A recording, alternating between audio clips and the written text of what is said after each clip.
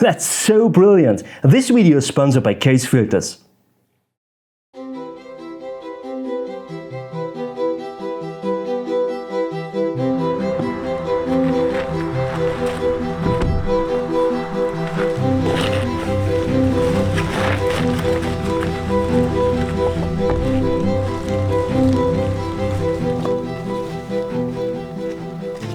My friends, very good morning. Now, my original plan had been to go to a totally different location today. I had a plan A for getting fog there, I had a plan B for getting fog there. And you know how important it is to check the weather maps again in the early morning before I drive to the spot.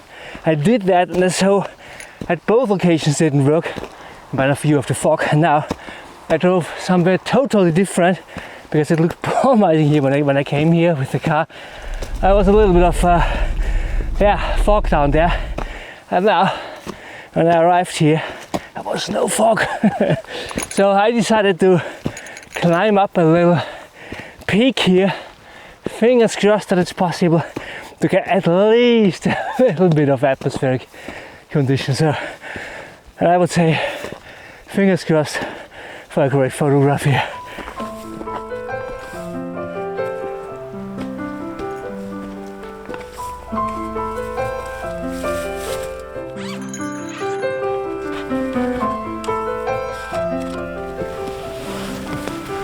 It is unbelievable. When I came up this hill, I really thought, I made a wrong decision, because there wasn't really fog. When you look up here now, we have clear sky totally.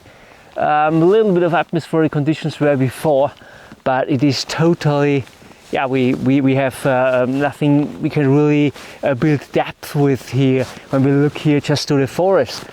But when I came here along, I was attracted by these amazing ferns here. They're so fantastic. Some of them are red and brown already, some are still greenish, yellowish. It's really fantastic. And what I did is I worked on the composition with these ferns here and also with these trees back there, because I really like them, how they pop out between all the greens and yellows and so on, between all the gentle autumn colors there, and a little bit of this branch of the tree what goes here from the left hand side into the image. It's really fantastic. And what I did is I looked for patterns and lines and shapes here in my foreground, in the ferns. So this curve here is really important for me. It leads you nicely, it catches the view because it's quite bright, and it catches the view and leads you back there to the distance. And also there are some really bright popping out ferns in the midground, which leads the eyes through the image, and this looks really fantastic. I mean, of course it would be nice if there would be a little bit more of atmospheric conditions to the distance, but I think I can work with that. Especially as the trees back there have really character. They are curved and they are diagonals in, and so it's really fantastic. I'm at f16. I anyway have to focus stack. I anyway use f16 because I want to have these transitions as soft as possible. I have a circular polarizer on. That's really important here to get all the colors really popping out. This composition is all about color actually. We have reds and browns in the foreground, we have greens, yellows in the midground, and everything surrounded by these browns and so on, and it looks really fantastic. And I would say I took the shot already. I will show it to you right now.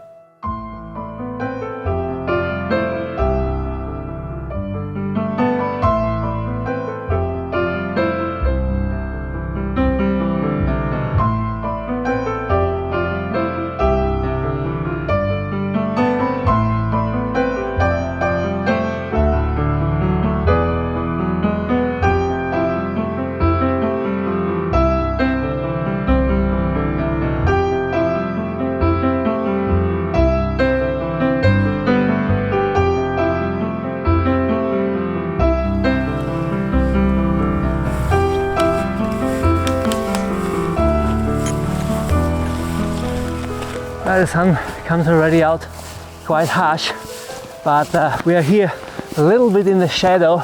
So what I am trying to do is I walk a little bit more up there. I think maybe there are some trees which are nice. I mean, here are just conifer trees, so we don't have any autumn colors or so. Maybe a little bit up there. and hopefully we can frame up a composition without all too much of harsh lights or something like that. I will see.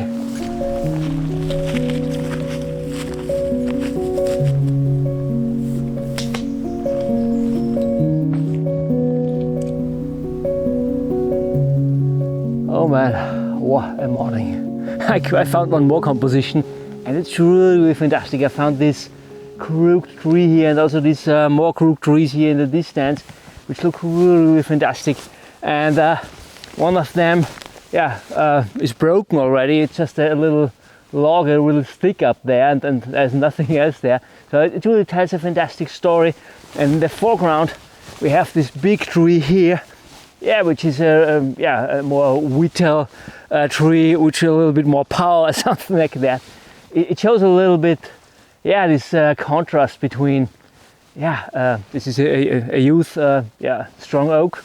It's really an oak. I'm not sure. It's a beech tree, I think, and a little more older trees back there. It tells a little story of life, I think. What I like is the grasses down here, which makes a nice pattern back there with this game between shadow and light and so on.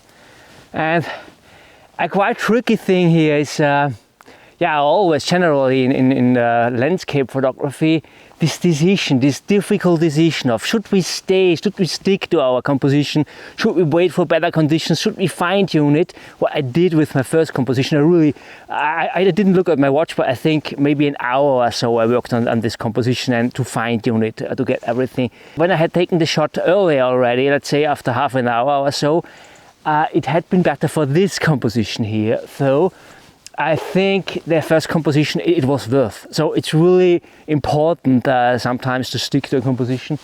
Here I have already this fringe situation of getting harsh light in the distance. And unfortunately, I get it already a little bit into my composition. I took some test shots before, so I'm not sure. I think it's maybe not ideal, but maybe I can also work with it.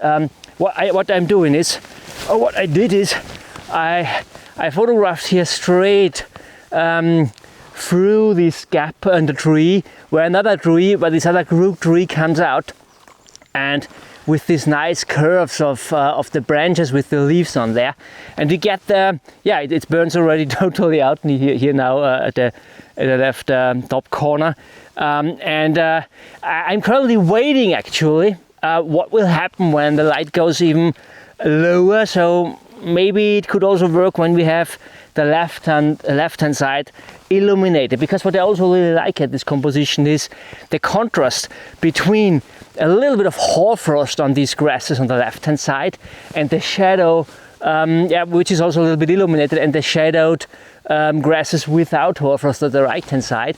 It's a little bit an image of contrasts, young, whittle, and old, and not sure, and a shadow and also light maybe.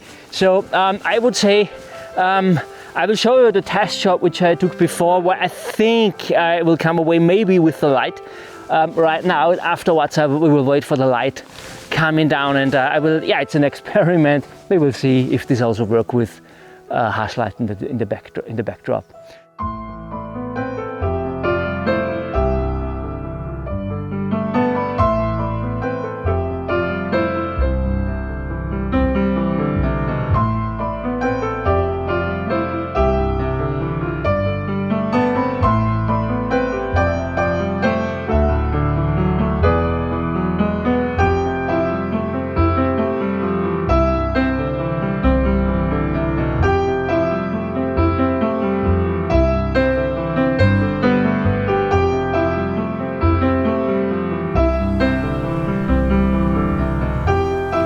The sunlight goes down and down, and what I did is I tweaked on my composition. I built up another one. Again, it's an experiment. I'm not 100% sure about that because of the light situation, but it's always important to experiment. Also when it doesn't work afterwards, it's always important that you have learned something.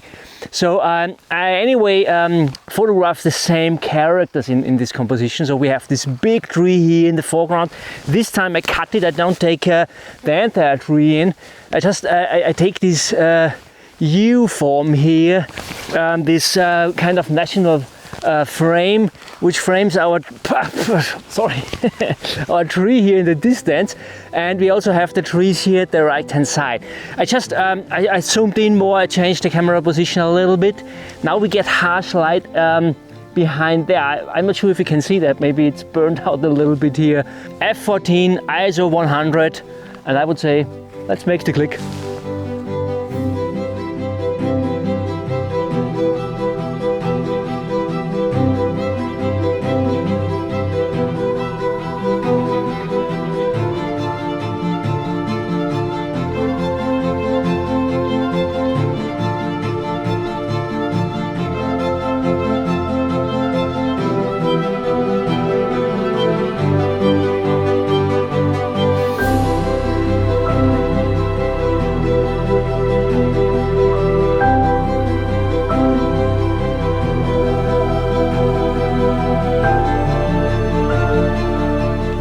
Oh yeah, it is fantastic. Clear sky, but anyway, I think I got some shots, and I think landscape photography in general is always, there are always some difficult decisions to make. I had to make a difficult decision right in the morning where I wanted to go. It's really funny because this was not the spot I had thought about. This was the only spot where I had a little bit of chance for getting fog, or at least atmospheric conditions. And this is why I ditched the other spots where I had already some ideas. I don't want to say 100% finished compositions or so, but I knew already some characters which I could work with. And here, yeah, I had to start by zero, and that's always a tricky thing. Do you want to stick to your plan A, plan B, when you don't have a plan C? Do you anyway want to go for that? And also then, how long do you want to stick to your first composition? Is it better to go anywhere else? Is it better to stick, and so on? Yeah, and also here, what do you want to do with the light? Is it better to frame up another composition with avoiding the light? The direct light had also been possible. The walk around the tree from the other side, photographing towards the hill here. We have much more shadow here. But anyway, I got attracted by that composition, so it's a thing of lots of decisions. And I also have to make one more decision, by the way. I will get my van back. That is so fantastic. I'm really super excited. So this means in a few days from now, I will be able to drive to a fantastic location for getting some more photographs. The only thing is, autumn is so late this year, so I think in a week or so, we will get amazing autumn colors here in my local woodland.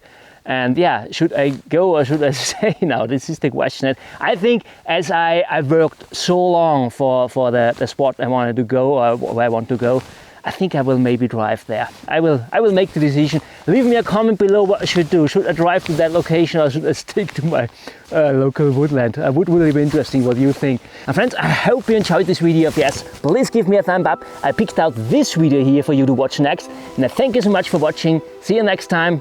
Bye.